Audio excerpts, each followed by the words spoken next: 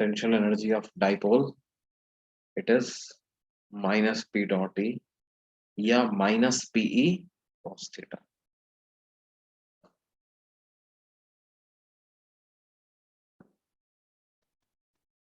अभी तक कम बच्चे आए हैं, क्या बात है।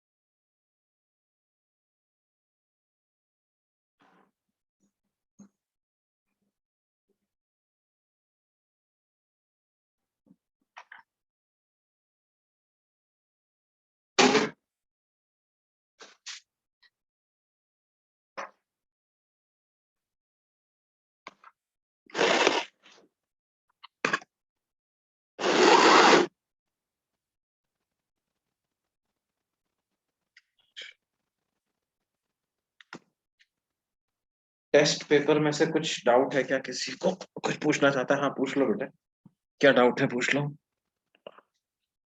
मेरे को भेज दो व्हाट्सएप पे, मैं देख के बता दूँ।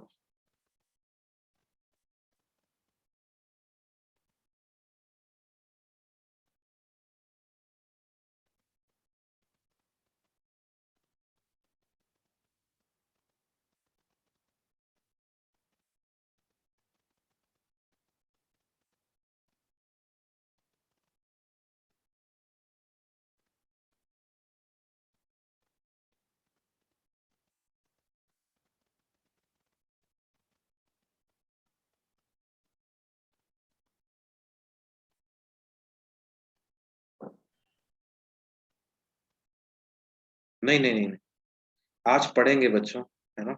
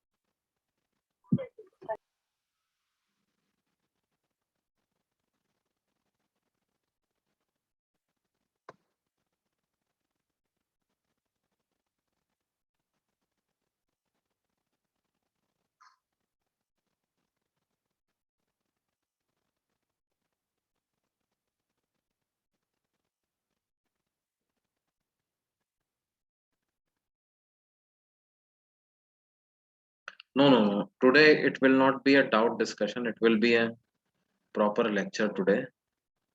ठीक है।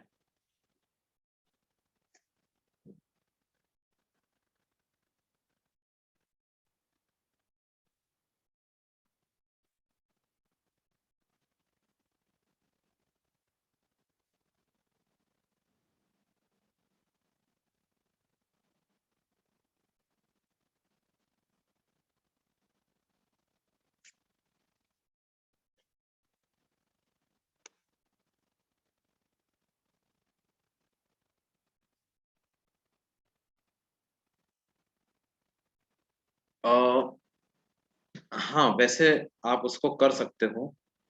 वो जो एक सिलेंडर वाला क्वेश्चन आया था, long straight wire is surrounded by a hollow thin long metal cylinder, इस तरह का एक क्वेश्चन था। लॉन्ग स्ट्रेट वायर है, it is surrounded by long thin metallic hollow cylinder.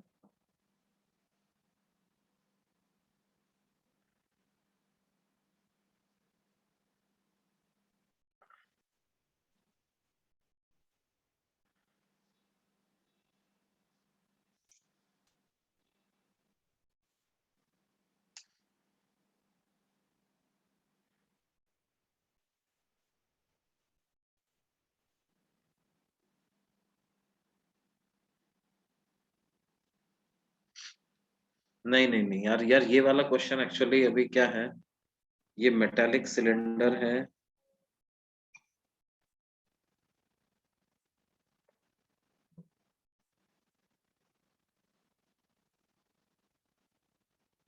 हाँ, ये अभी नहीं कर सकते बेटा।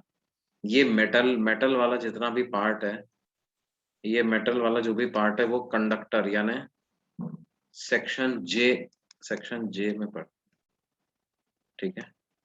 और अभी yes yes it has to be bonus, ये तो बोनस होना ही चाहिए, बिल्कुल सही है। मैंने स्पेसिफिकली जो है सिर्फ डाइपोल तक ही रखा था।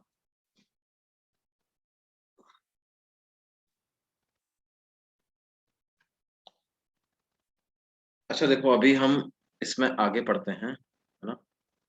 एक चीज जो हमारी पढ़नी बाकी है, वो छोटा सा टॉपिक है, वो बेसिकली क्या है, dipole in non uniform electric field.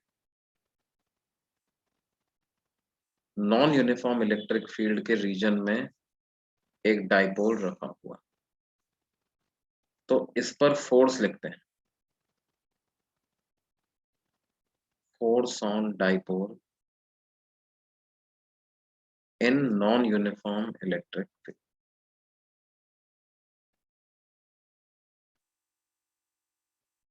Force on dipole in non uniform electric.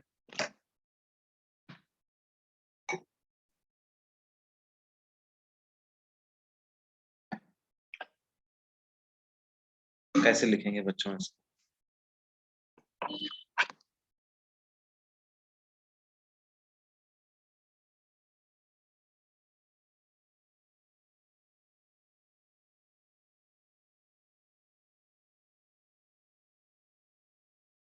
हम्म।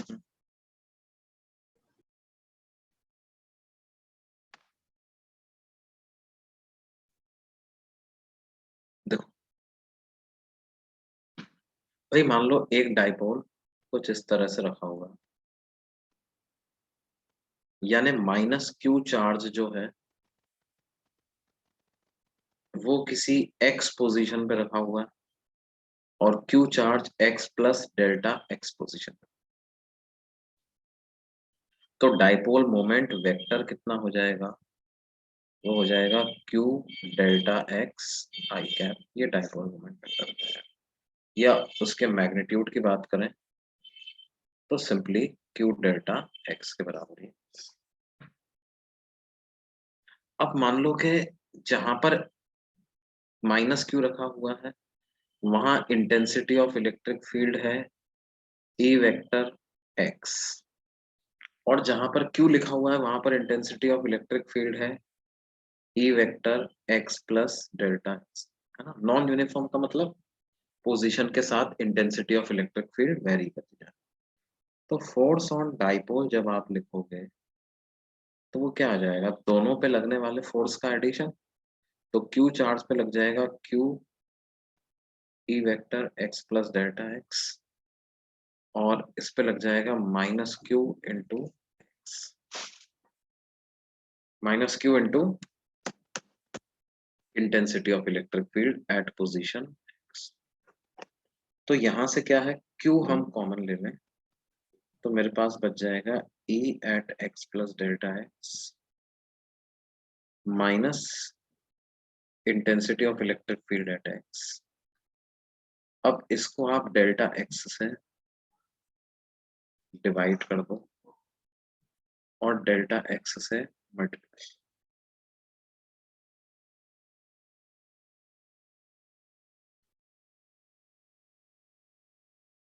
और लिमिट लगा दो, limit delta x approaching zero, limit delta x approaching q delta x,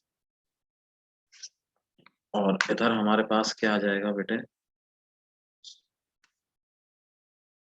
E at x plus delta x minus E at x divided by delta x.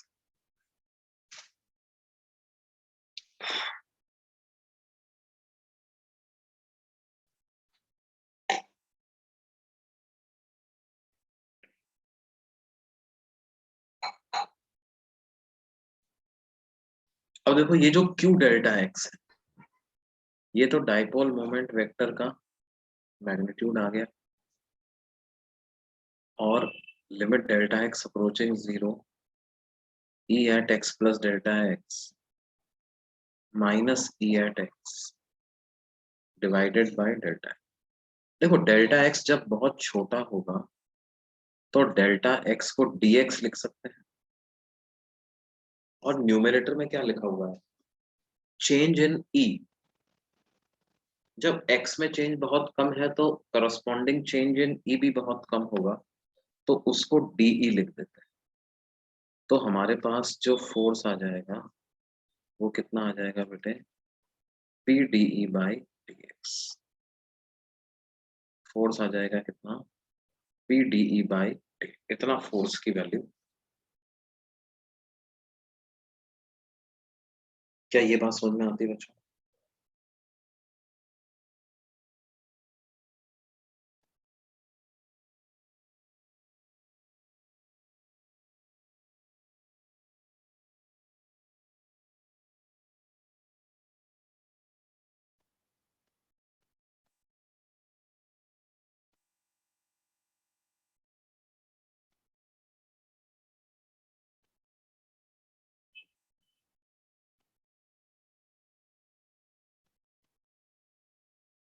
क्या ये बात समझ में आई बच्चों?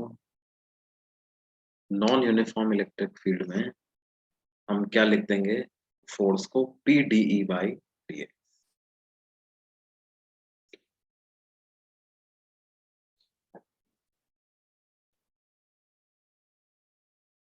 Basically electric field का हमें रेट ऑफ चेंज देखना है, किस डायरेक्शन में, डाइपोल मोमेंट वेक्टर की direction, in the direction of dipole moment vector.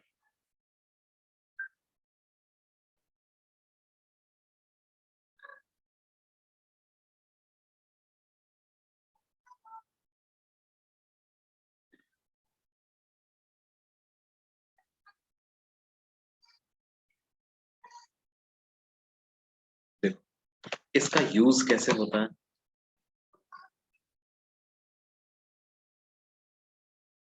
और भाई देखो क्योंकि यहाँ पर कुछ आई कैप वाई कैप तो ऐसा कुछ तो आ नहीं रहा ना, हमने तो सिंपली किससे मल्टीप्लाई किया, सिर्फ डेल्टा एक्स के मैग्नीट्यूड से ही मल्टीप्लाई किया है ना। तो वो डेल्टा एक्स आई कैप होता तो वहां भी अपन मैग्नीट्यूड निकालते। Force is in the direction of dipole moment, no, force is not in the direction of dipole moment. Force will be decided by the direction of electric field intensity, है ना। और वो बढ़ रहा है कि कम हो रहा है, डाइपोल की डायरेक्शन में जाने पर इंटेंसिटी ऑफ इलेक्ट्रिक फील्ड बढ़ रहा है या कम हो रहा है।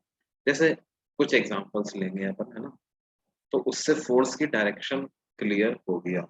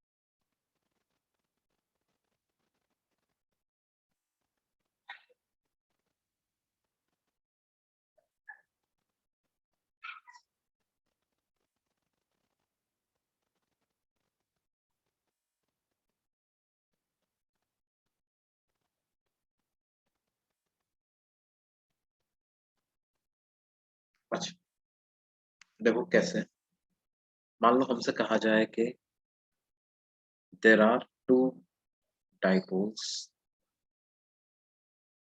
one having dipole moment vector p1 vector, other having dipole moment vector p2,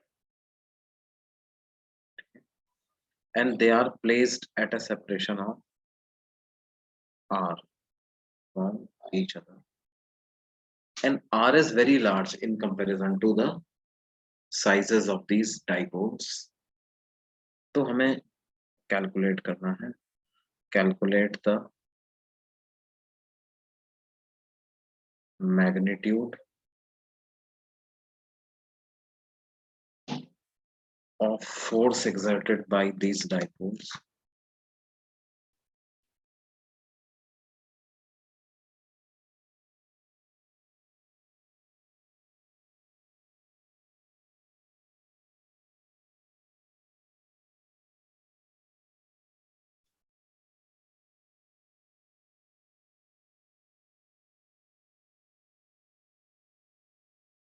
on each other. Calculate the magnitude of force exerted by these dipoles on each other. Also find the direction of force.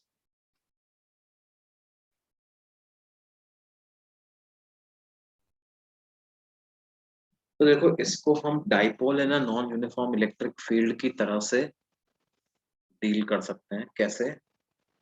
हम मान लें कि P2 एक dipole है और वो P1 के non uniform electric field में, न्यूटन थर्ड लॉ से फोर्स तो बराबर ही मैग्नीट्यूड का है, तो हम whole situation can be imagined like this, a dipole P2 is placed in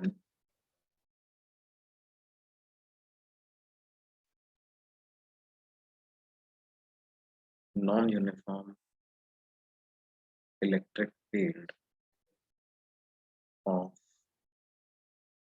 the dipole P1।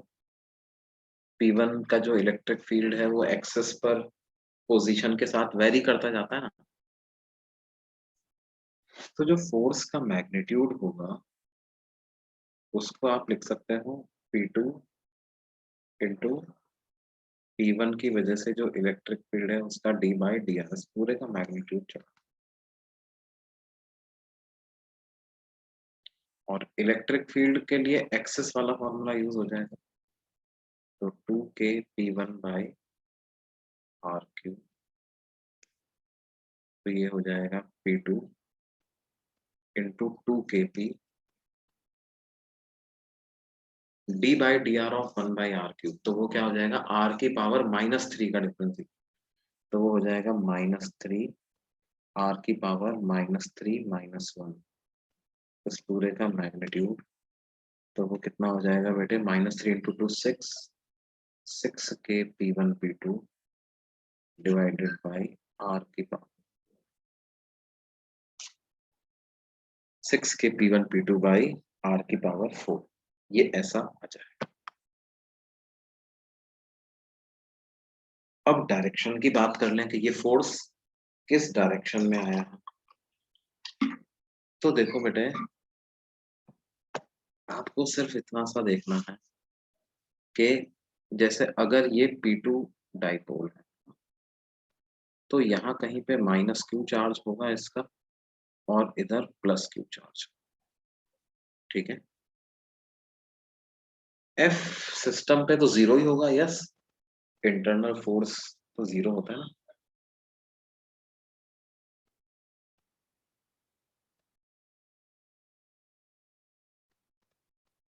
अब देखो P1 ने इलेक्ट्रिक फील्ड प्रोड्यूस किया होगा, एक्सिस पर कोई भी डाइपोल जो इलेक्ट्रिक फील्ड प्रोड्यूस करता है वो डाइपोल मोमेंट की ही डायरेक्शन में प्रोड्यूस करता है, तो P1 का इलेक्ट्रिक फील्ड है तो P1 की डायरेक्शन में ही होगा, यहाँ होगा E1 और यहाँ लिख देते हैं E2। कौन सा इलेक्ट्रिक फील्ड ज्यादा मैग्नीट्यूड का होगा, E1 या E2? कौन सा इलेक्ट्रिक फील्ड ज्यादा मैग्नीट्यूड का होगा, E1 या E2? E1 ज्यादा मैग्नीट्यूड का होगा, है ना। अच्छा E1 है -Q2 चार्ज पे फोर्स लगाएगा, तो -Q2 पे फोर्स इधर लग जाएगा F1, और Q2 पे फोर्स इधर लग जाएगा F2। ठीक है, अब यदि फोर्स की बात करी जाए तो फोर्स कौन सा ज्यादा है, F1 या F2? मैग्नीट्यूड किस फोर्स का ज्यादा है? F1। देखो चार्ज का मैग्नीट्यूड तो दोनों का सेम, तो जहां इलेक्ट्रिक फील्ड ज्यादा है वहां फोर्स ज्यादा। तो अब इन दोनों चार्जेस पे मिला करके क्या मैं बोल सकता हूँ नेट फोर्स लेफ्ट की तरफ आए, मतलब P1 और P2 डाइपोल एक दूसरे को अट्रैक्ट कर रहे हैं।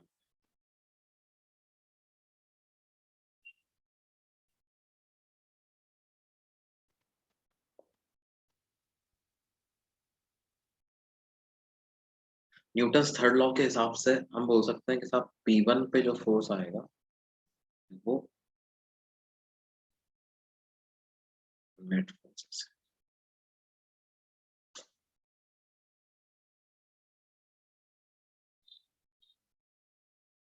Why E due to P1 is non uniform? बेटे नॉन यूनिफॉर्म का मतलब क्या होता है कि अलग अलग पॉइंट पे अलग अलग, है ना। ई का क्या फॉर्मूला होता है एक डाइपोल की वजह से? 2kp/r³ होता है। आर क्या होता है? डाइपोल से डिस्टेंस। तो जैसे जैसे डिस्टेंस बढ़ता जाता है इलेक्ट्रिक फील्ड इंटेंसिटी का मैग्नीट्यूड कम होता जाता है। तो इसी तरह के इलेक्ट्रिक फील्ड को तो नॉन यूनिफॉर्म इलेक्ट्रिक फील्ड बोलते हैं बेटा, है ना। अच्छा, this also answers the question कि why E1 is greater than U2, because R1 is less than R2। जो Q2 चार्ज है उसकी P1 डाइपोल से डिस्टेंस कम है -Q2 की, और +Q2 की डिस्टेंस ज्यादा, तो -Q2 पे इलेक्ट्रिक फील्ड ज्यादा मैग्नीट्यूड का।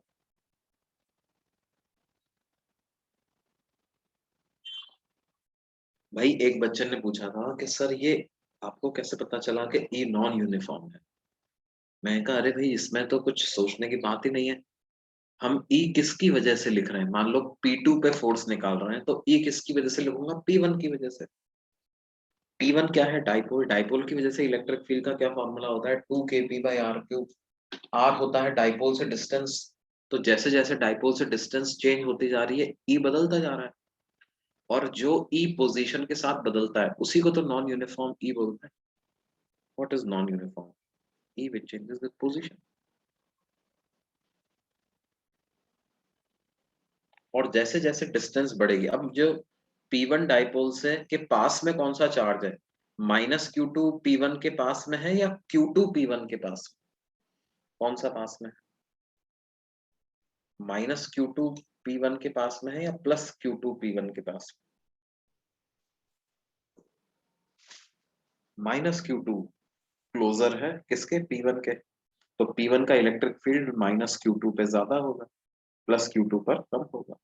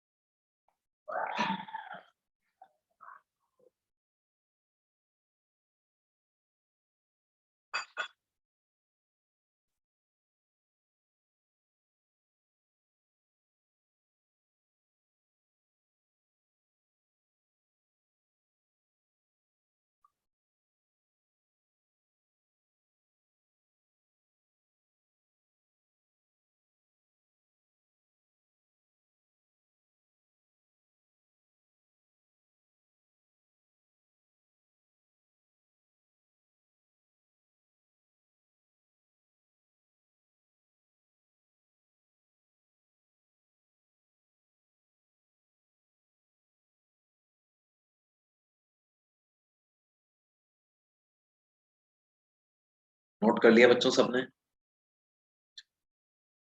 अच्छा, जैसे अगर मान लो ये डाइपोल इस प्रकार से रखे हुए होते कि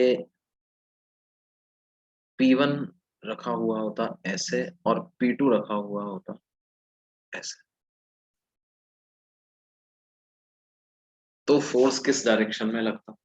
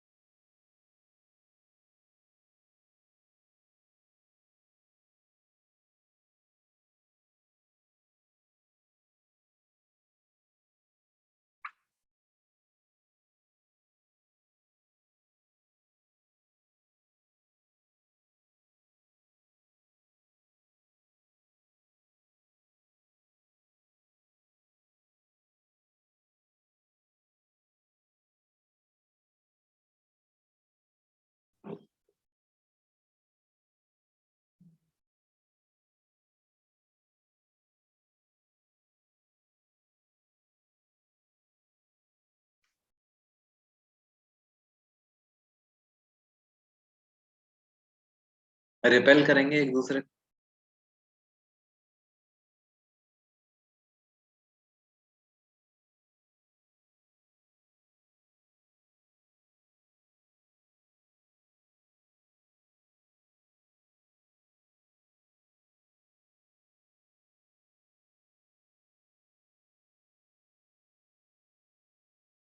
बिल्कुल रिपेल करेंगे। देखो क्या है, P2 की अगर बात कर लो, P2 पे फोर्स निकाल लो, यहाँ -Q2 होगा और इधर Q2।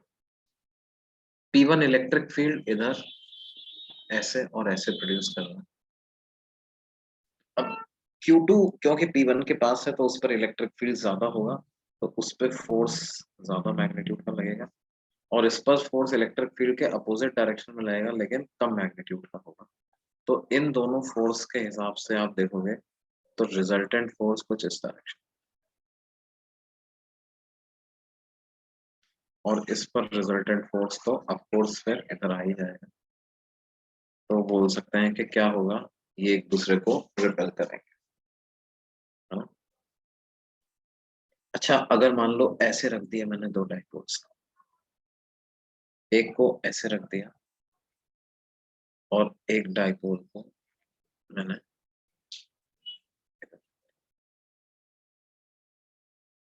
P1 P2। फाइंड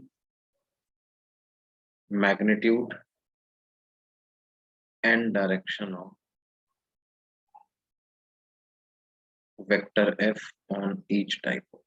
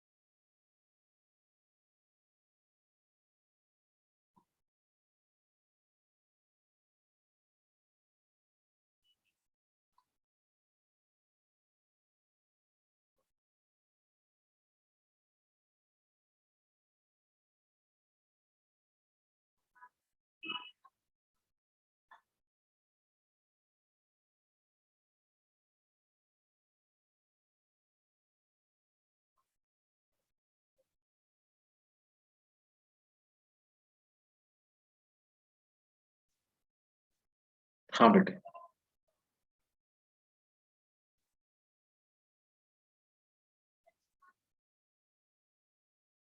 देखो क्या होगा, ये जो P1 डाइपोल है P2 उसके इक्वेटोरियल लाइन पे लाई करता, और इक्वेटोरियल लाइन पर जो इलेक्ट्रिक फील्ड होता है वो डाइपोल मोमेंट के अपोजिट डायरेक्शन में होता है। तो ई वेक्टर डाइपोल मोमेंट यानी P1 के अपोजिट डायरेक्शन में होगा।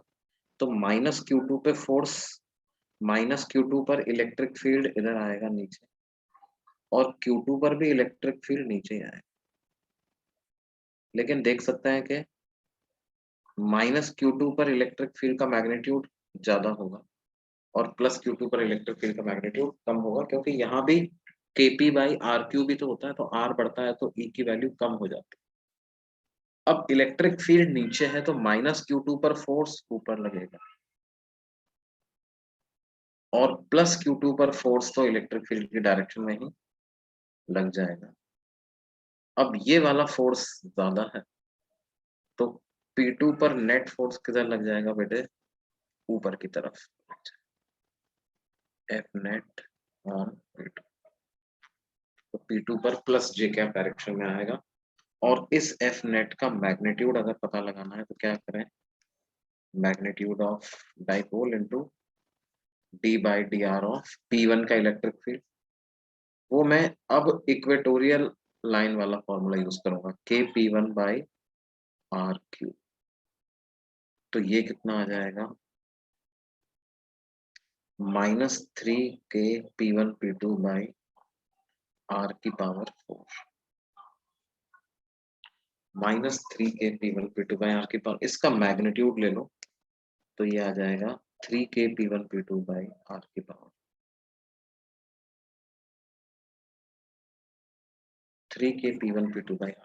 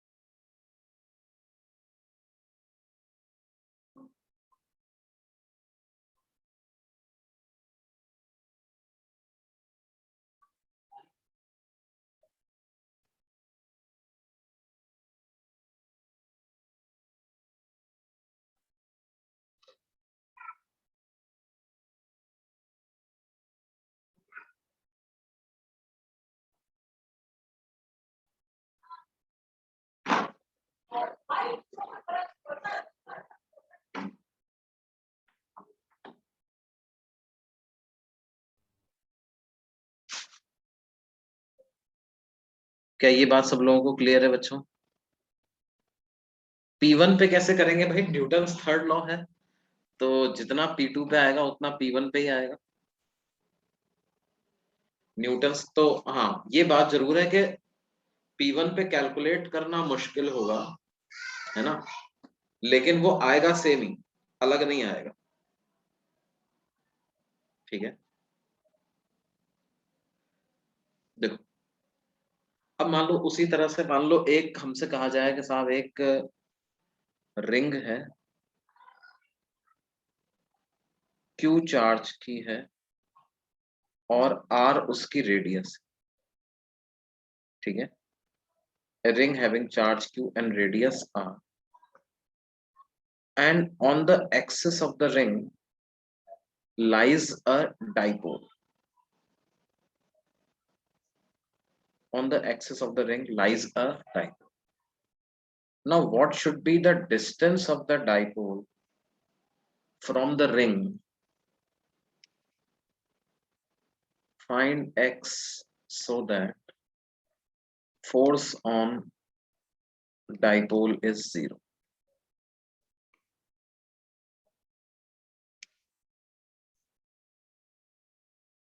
And what will be direction? ये पहले ये वाला पार्ट करो, x की वो वैल्यू पता करो ताकि डाइपोल पे फोर्स 0 हो जाए।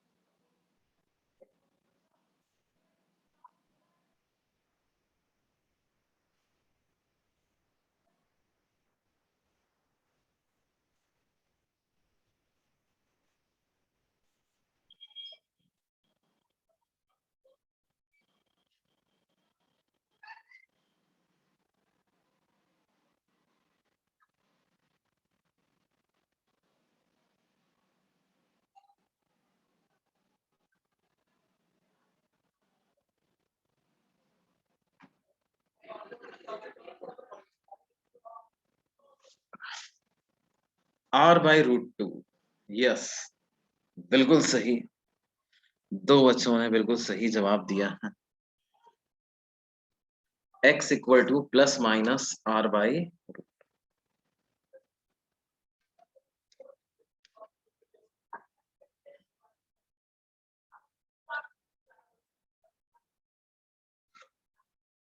क्यों भाई, ऐसा होगा कि नहीं? भाई क्योंकि फोर्स के मैग्नीट्यूड का फॉर्मूला क्या है? P/dE/dx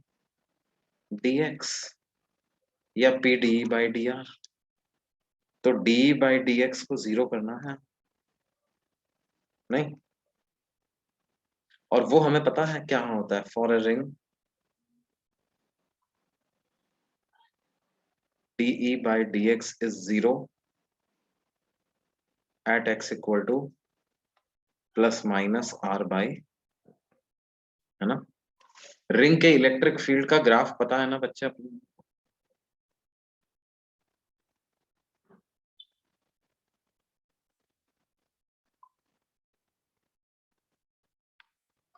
ये ऐसा इलेक्ट्रिक फील्ड का ग्राफ होता है।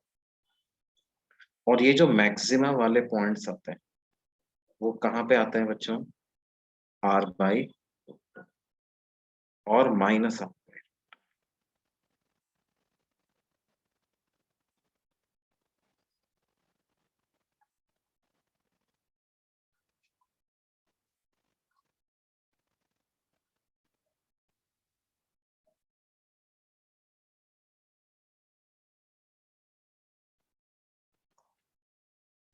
क्या ये बात समझ में आई बच्चों?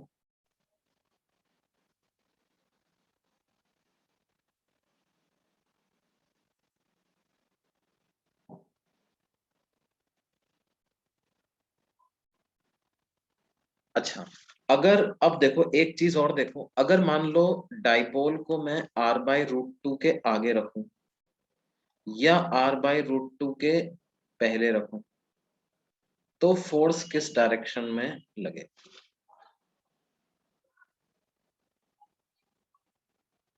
What will be the direction of force in दो अलग अलग पोजीशन पे?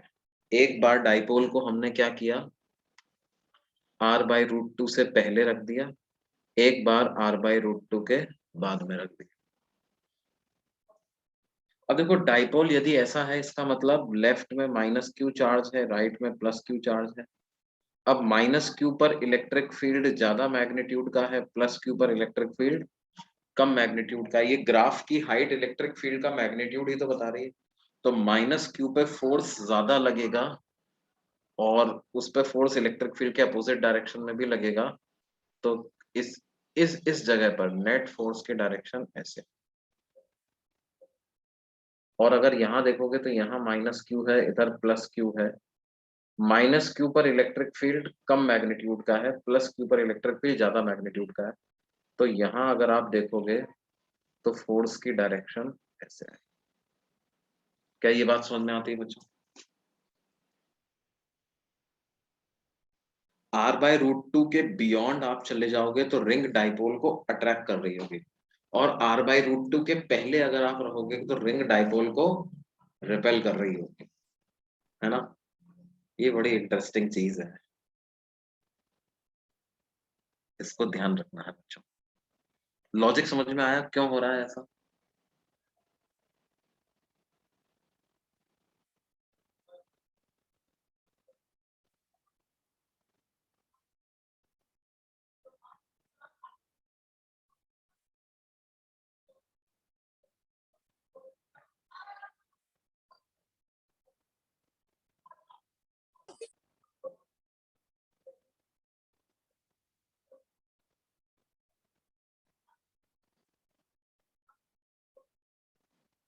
तो ये देखो क्या है, एक डाइपोल पर नॉन यूनिफॉर्म इलेक्ट्रिक फील्ड में लगने वाला फोर्स कैलकुलेट करने का तरीका है। अब हम आगे चलते हैं और अब हम बात करेंगे किसकी? Electric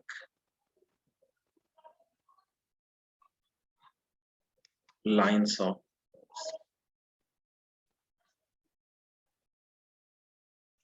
electric lines of force क्या होती? देखो इसकी डेफिनेशन की अगर मैं बात करूं तो these are imaginary lines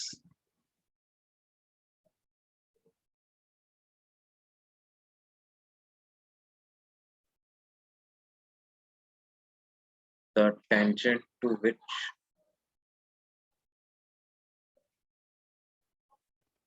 at any point gives the direction of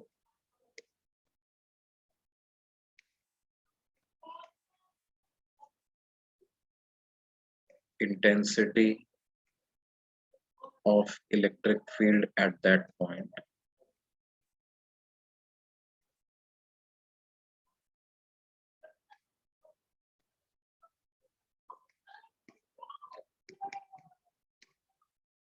And the density of field lines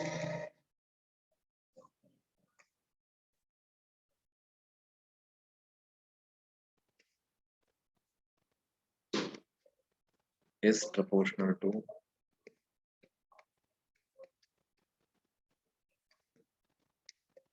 the magnitude of intensity of electric.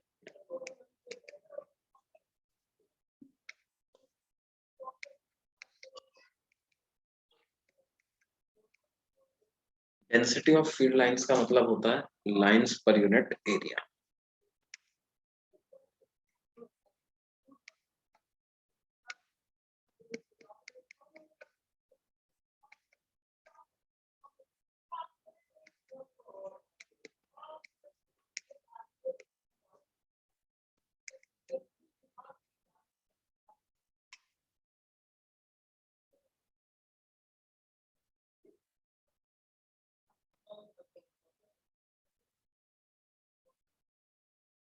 मतलब देखो क्या है इलेक्ट्रिक फील्ड स्पेस में कितना है,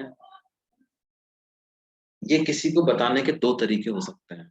या तो आप क्या करो, उसको वो मैथमेटिकल फंक्शन बता दो, भाई ई वेक्टर है k q by r square r cap, है ना, या बता दिया इलेक्ट्रिक फील्ड है sigma by two epsilon not n cap, या है two k lambda by r n cap. ये इलेक्ट्रिक फील्ड बताने के मैथमेटिकल फंक्शन बता दिया आपने। अब जिसको भी इलेक्ट्रिक फील्ड पता करना है वो आर की या एक्स की वैल्यू पुट करके अलग अलग जगह पर इलेक्ट्रिक फील्ड अपने आप पता लगाता, डायरेक्शन भी पता लग जाएगी, मैग्नीट्यूड भी पता चल।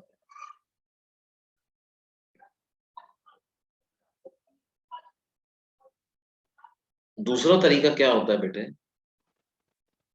कि हम उसको पिक्टोरियल मेथड से इलेक्ट्रिक फील्ड के बारे में आइडिया दें। जैसे अगर मान लो हम इस तरह की लाइंस बना दें,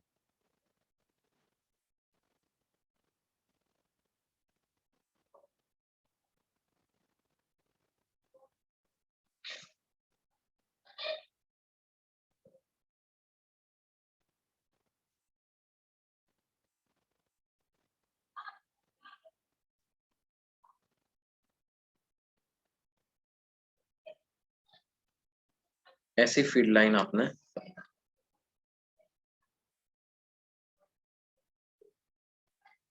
तो ये किस तरह के इलेक्ट्रिक फील्ड के बारे में बताता है?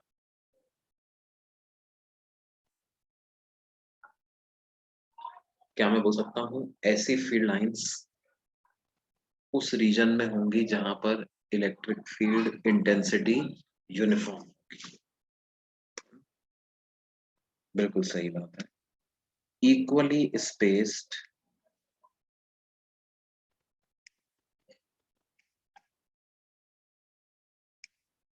Parallel electric lines of force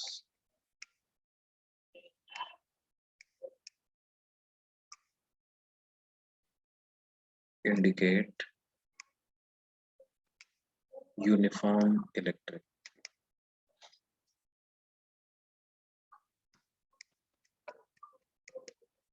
मतलब क्यों, ऐसा क्यों? मान लो आप कई पॉइंट ले लो, एक पॉइंट ये ले लिया, एक ये ले लिया, एक ये ले लिया,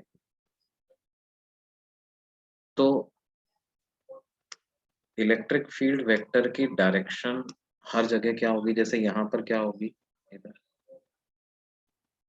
यहाँ पर क्या होगी, यहाँ पर क्या होगी, यहाँ पर क्या होगी? क्या हर जगह इलेक्ट्रिक फील्ड सेम डायरेक्शन में? बिल्कुल सेम डायरेक्शन। और एक बात और देखो कि मतलब यहाँ पर अपन अगर कुछ एरिया बनाए जिसमें से 3 फील्ड लाइंस पास हो रही हैं, तो आगे जाकर के भी सेम ही एरिया लेना पड़ेगा, है ना?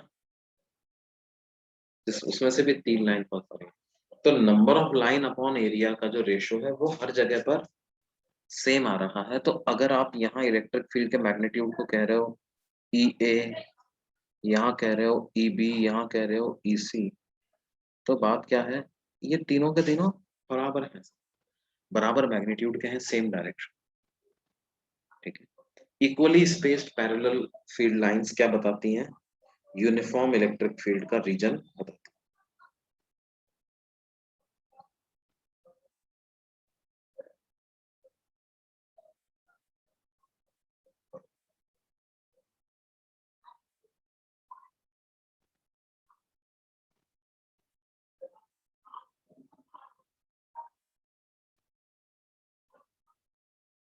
अच्छा, अब अगर मान लो मैं कहूं कि एक जगह पर इलेक्ट्रिक फील्ड लाइंस कुछ इस तरह की हैं, कैसी हैं?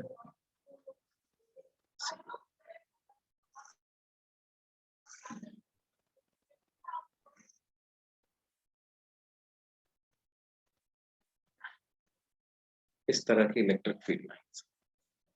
ठीक है। और मैंने कुछ पॉइंट्स ले लिए ए बी सी। अब हमें क्या करना है? अरेंज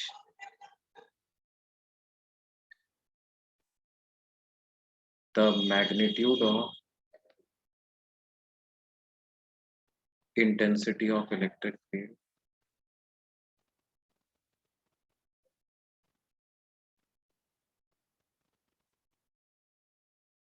एंड इलेक्ट्रिक पोटेंशियल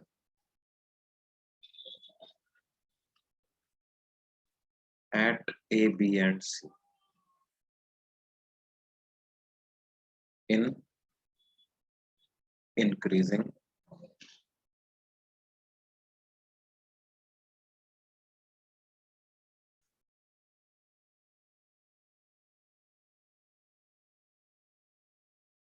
तो देखो बेटे, इसमें कैसे सोचना है कि देखो, आपको इन 3 फील्ड लाइन को कवर करने के लिए ए पर इतना बढ़िया बड़ा एरिया लेना पड़ रहा है, बी पर वो एरिया छोटा होता है, सी पर वो एरिया छोटा होता है। तो नंबर ऑफ फील्ड लाइन तो उतनी है, per unit area divide by area करोगे तो वो एरिया छोटा आता जा रहा है, यानी density of field lines pass होती जा रही है ना। फील्ड लाइन जितनी ज्यादा पास पास होगी, यानी magnitude of intensity of electric field उतना ही ज्यादा होगा। तो सबसे ज्यादा कहाँ पे आएगा बेटे? ए बी सी में से इंटेंसिटी ऑफ इलेक्ट्रिक फील्ड सबसे ज्यादा कहाँ पे होगी बच्चों?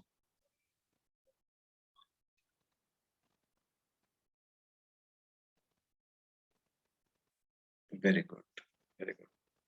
सबसे ज्यादा होगी सी पर, और सी से कम होगी बी पर, और सबसे कम होगी कहाँ पर? अरे इन तीनों पॉइंट्स में अगर compare करें। अच्छा, पोटेंशियल के बारे में क्या बोल सकते हैं आप?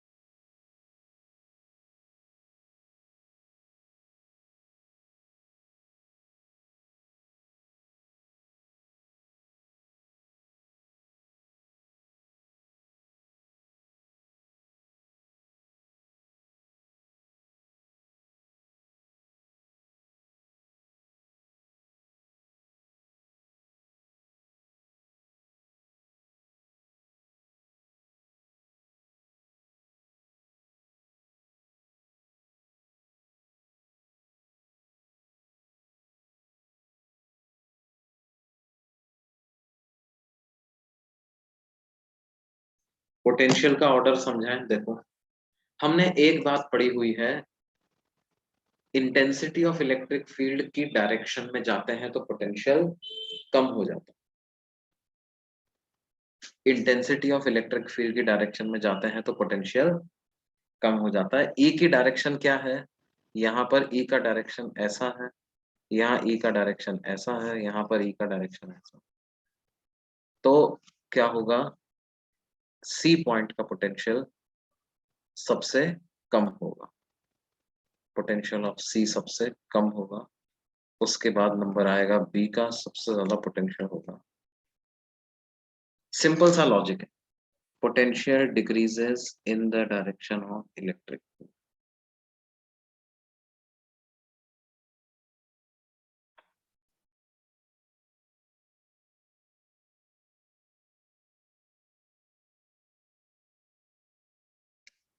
ई वेक्टर की डायरेक्शन में जाना, पोटेंशियल डिक्रीज।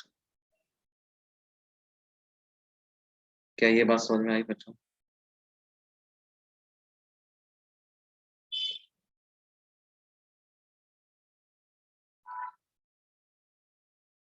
क्योंकि डीवी का फॉर्मूला ऐसा होता है ना, डीवी क्या होता है? डीवी होता है minus E dot d r. तो क्या होगा? E and d r vector are in same direction, तो dV will become negative. DV negative हो गया मतलब क्या हो गया? पोटेंशियल कम हो गया।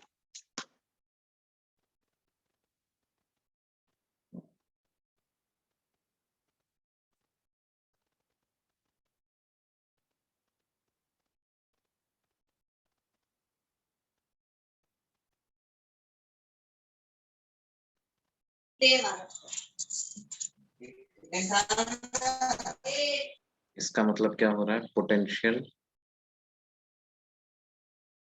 डिक्रीजेस। क्या ये बात समझ में आती है बच्चों?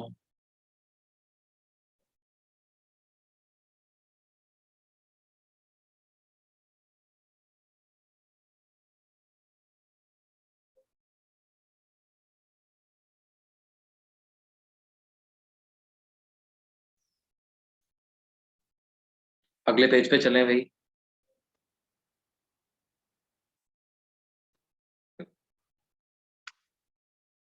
Electric lines of force due to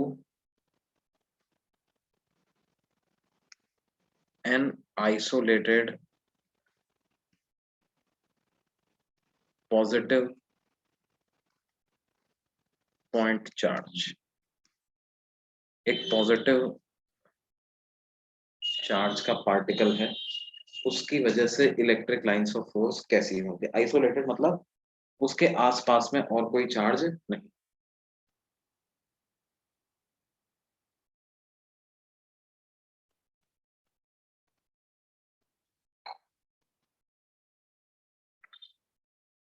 तो देखो कैसा होगा,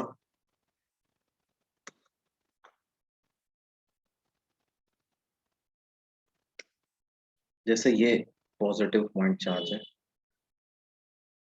तो क्या मैं बोल सकता हूँ इसकी वजह से इलेक्ट्रिक फील्ड तो सीधे रेडियल लाइंस ही होंगी जो इससे बाहर की तरफ निकल रही होंगी।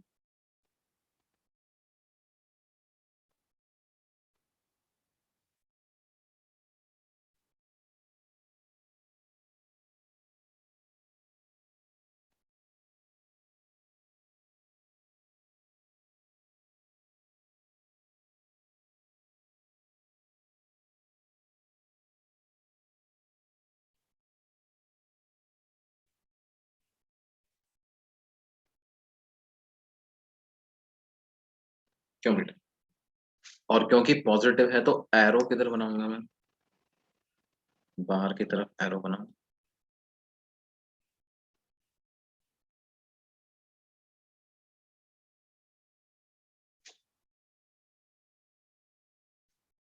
ठीक है।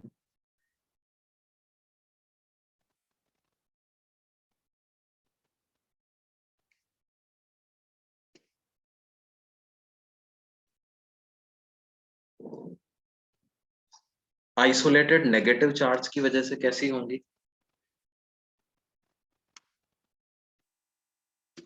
वो रेडियली इनवर्ट डायरेक्शन में जाती हुई होंगी।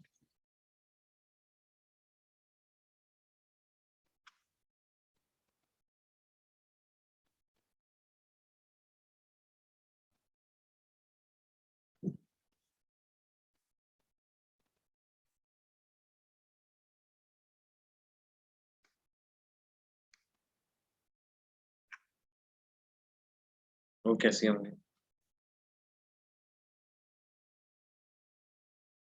सेम रेडियल डायरेक्शन में ही वो भी होंगी, बस फर्क एरो का आ जाएगा।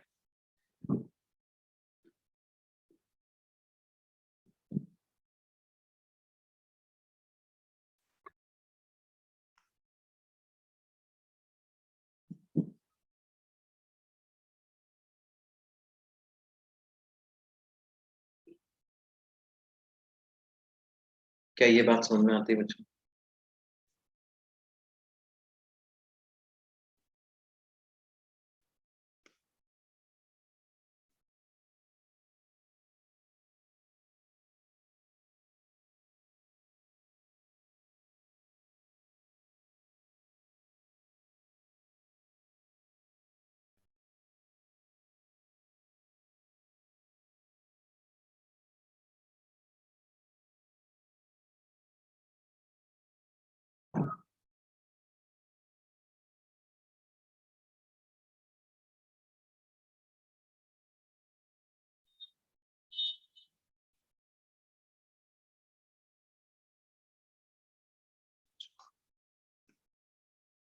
एक आइसोलेटेड पॉजिटिव और नेगेटिव दोनों चार्ज हो गए मन।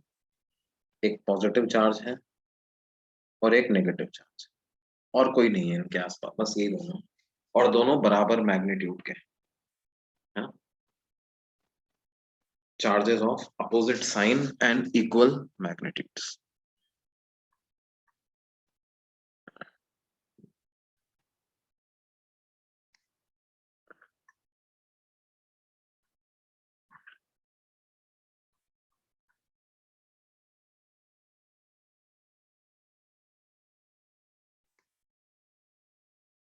क्या इलेक्ट्रिक फील्ड लाइन को ऐसे बना सकता हूँ?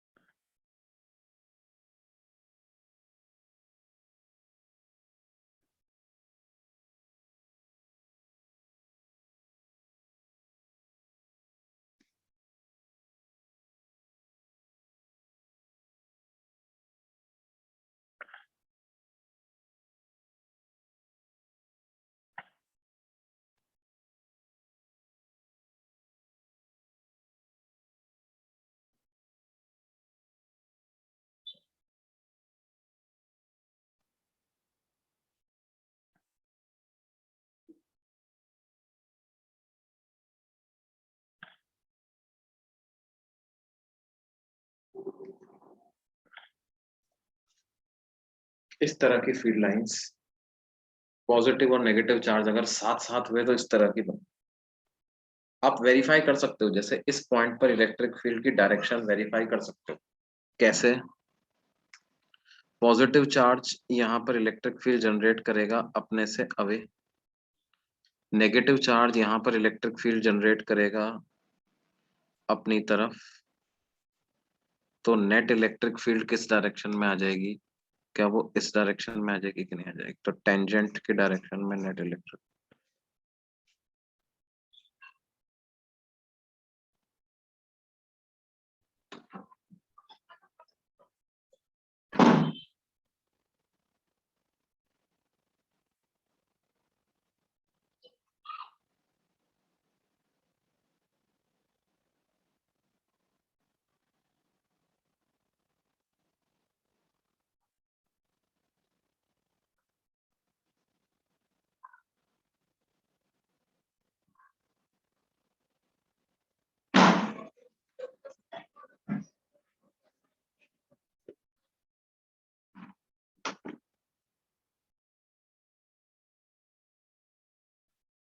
क्या ये बात सब लोगों की समझ में आ गई भाई?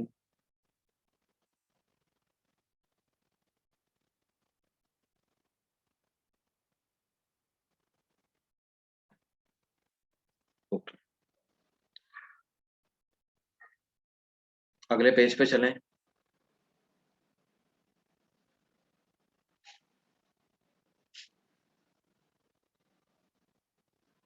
हाँ भाई, एक बार मैग्नेट भी एक मैग्नेटिक डाइपोल के जैसा ही होता है, उसमें भी पॉजिटिव और नेगेटिव पोल्स ही तो होते हैं, है ना? तो बार मैग्नेट के मैग्नेटिक फील्ड जैसा ही इसका इलेक्ट्रिक फील्ड भी हो।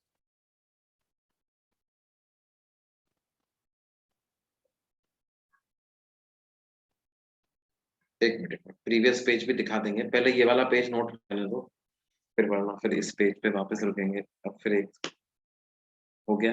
ओके, प्रीवियस पेज देख लो, बताइए। हाँ, प्रीवियस पेज।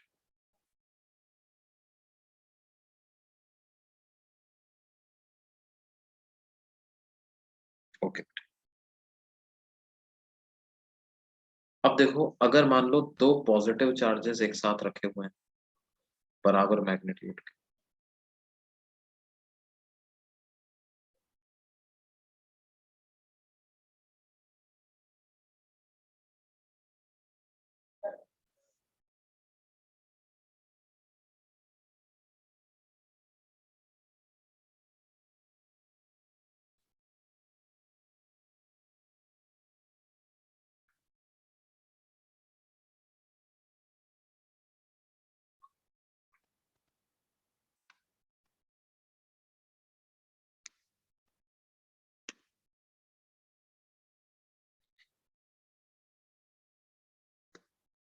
देखो, इसकी वजह से इलेक्ट्रिक फील्ड लाइन कैसी होगी?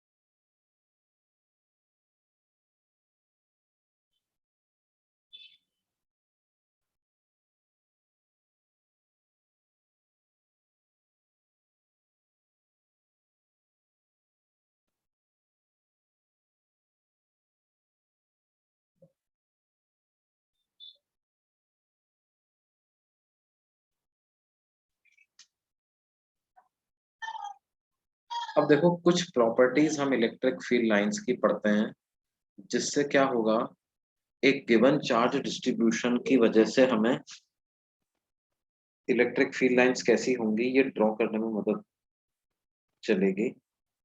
और देखो क्या क्या प्रॉपर्टी है, properties of electric lines of force.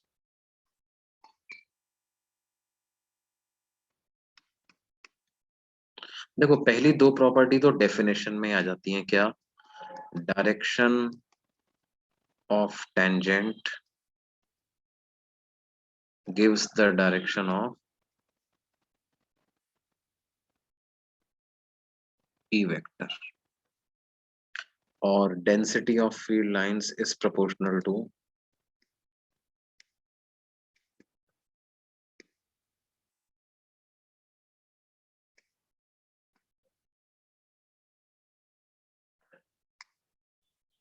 the magnitude of intensity of electric.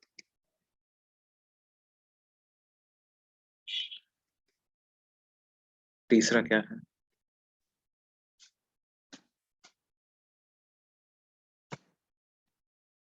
Electric lines of force originate from positive charge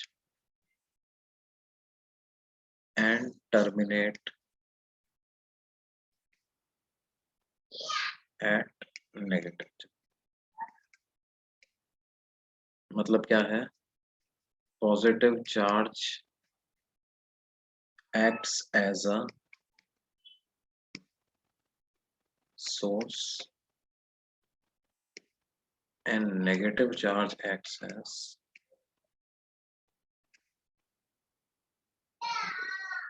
sink for electric lines of force. ठीक है। चौथा जो बहुत इंपॉर्टेंट पॉइंट है वो क्या है?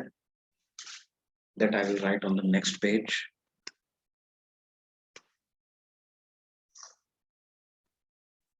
वो कहता है कि इलेक्ट्रिक लाइंस ऑफ फोर्स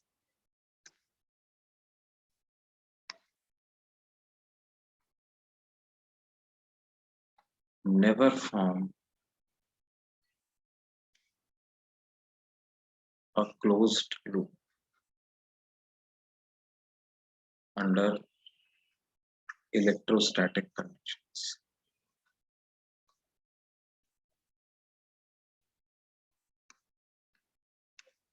मतलब इस तरह की फील्ड लाइन आपको कभी भी नहीं मिलेंगी, ऐसी फील्ड लाइन कभी भी नहीं मिलेगी। Why? Because since E vector is conservative under electrostatic conditions.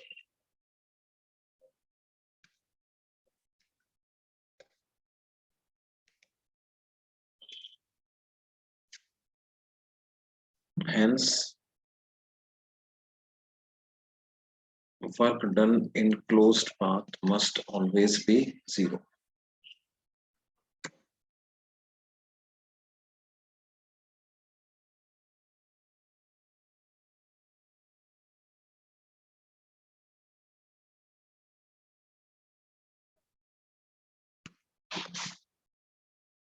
ठीक है भाई, जैसे कोई हमसे कहे कि साहब हमने क्या किया, एक क्यू चार्ज लिया और उस क्यू चार्ज को ऐसे इस लाइन के अलोंग इसी पाथ में चलाते चलाते एक पॉइंट से स्टार्ट करके वापस उसी पॉइंट पे ले आए, तो क्या हो जाएगा इस क्यू चार्ज के लिए?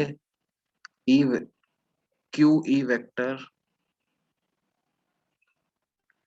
and ds vector will always be in same directions.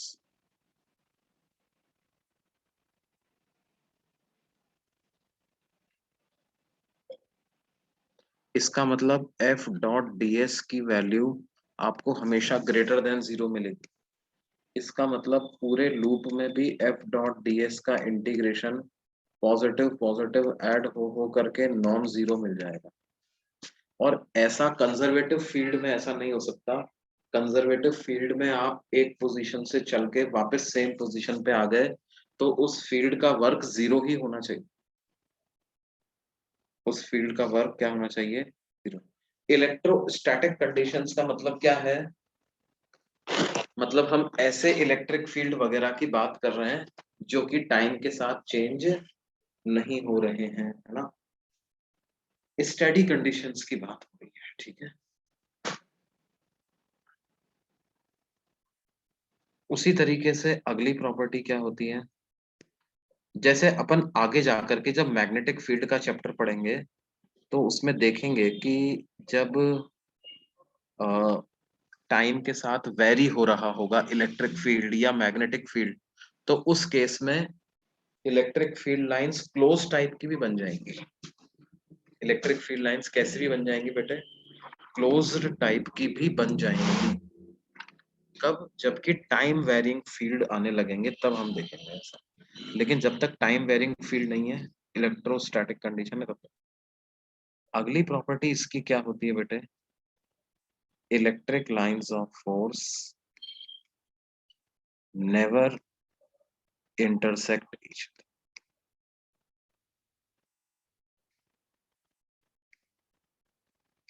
ये एक दूसरे को कभी इंटरसेक्ट नहीं करते बेटे, है ना। देखो, इंटरसेक्ट कर गए इसका मतलब क्या है, एक ही पॉइंट पे दो अलग अलग डायरेक्शन ऑफ इलेक्ट्रिक फील्ड है ना। जैसे अब इस वाले पॉइंट की बात करो तो यहाँ पर ये जो राइट से फील्ड लाइन आ रही है वो बता रहा है कि डायरेक्शन ऐसी होनी चाहिए, लेफ्ट से जो फील्ड लाइन आएगी वो बताएगा कि डायरेक्शन कुछ ऐसी होनी चाहिए। नहीं तो क्या है, दोनों अलग अलग डायरेक्शन बता रहे हैं, दोनों क्या कर रहे हैं, अलग अलग डायरेक्शन बता रहे हैं। तो ऐसा भी कभी नहीं possible, such A case is not possible.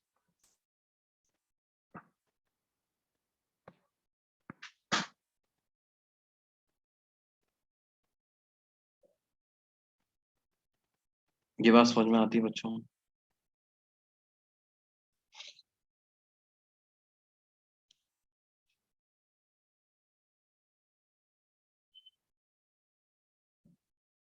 पिछला पेज नोट करना है कुछ लोगों को। हाँ तो ये रहा, नोट कर लो उसको।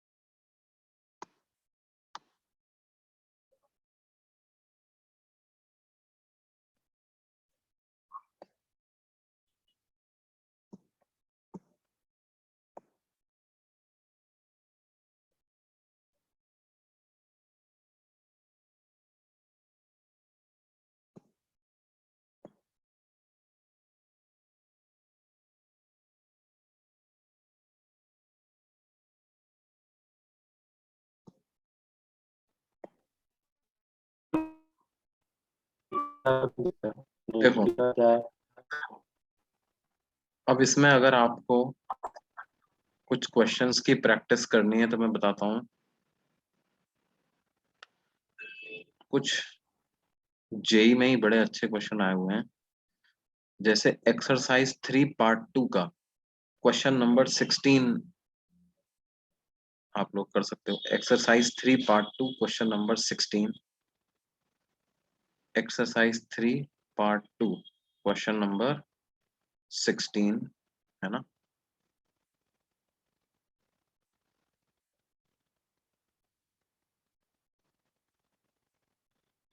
उसके अलावा एक्सरसाइज 3 पार्ट 1 का क्वेश्चन नंबर 10, एक्सरसाइज 3 पार्ट 1 का क्वेश्चन नंबर 10। अच्छा, इसमें एक प्रॉपर्टी और हम लिख सकते हैं, number of electric lines of force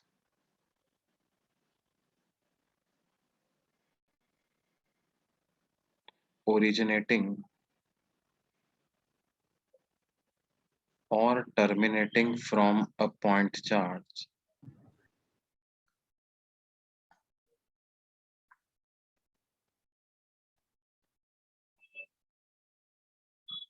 is directly proportional to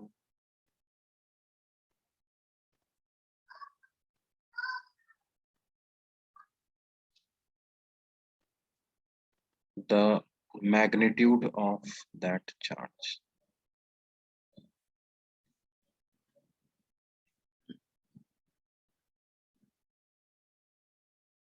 is directly proportional to magnitude of that.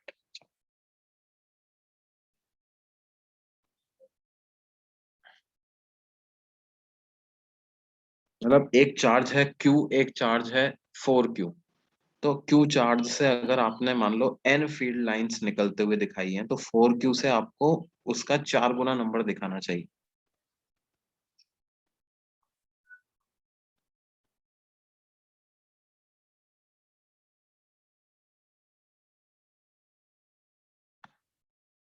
क्या ये बात समझ में आती है बच्चों सबको? ये नोट कर लिया जी सबने?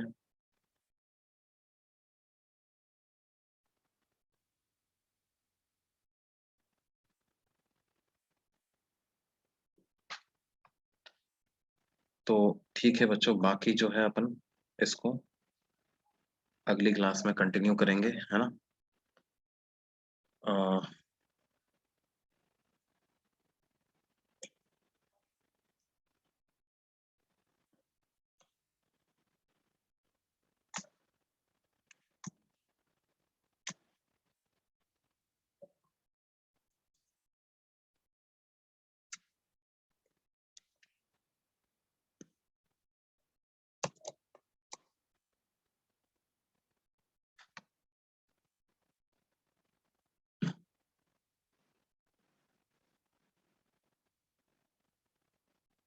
Can you please explain option D of exercise 3 part 1 question number 10?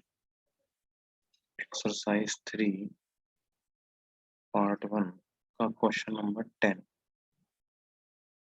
हाँ, मतलब जो Q2 चार्ज है उसके राइट में अगर आप जाओगे तो बोल रहे हैं कि इलेक्ट्रिक फील्ड 0 हो जाए। ठीक है, ये बोल रहे हैं।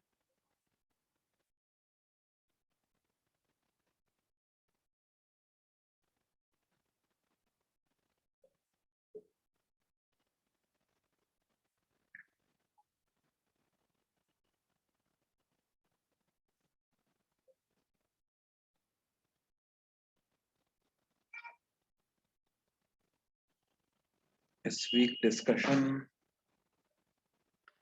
सैटरडे को ही होगा यार, सैटरडे को लगा हुआ है शायद डिस्कशन का लेक्चर।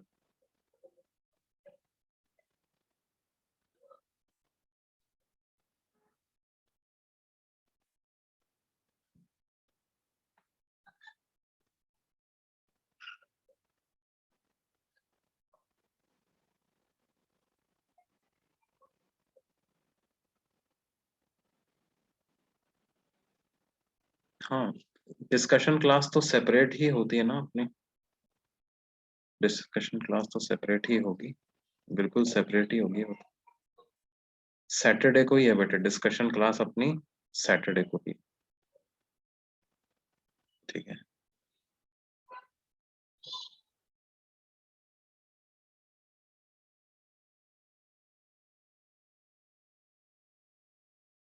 ओके बच्चों, ठीक है, फिर अगली क्लास में मिलते हैं हम, है ना? अभी के लिए बाय।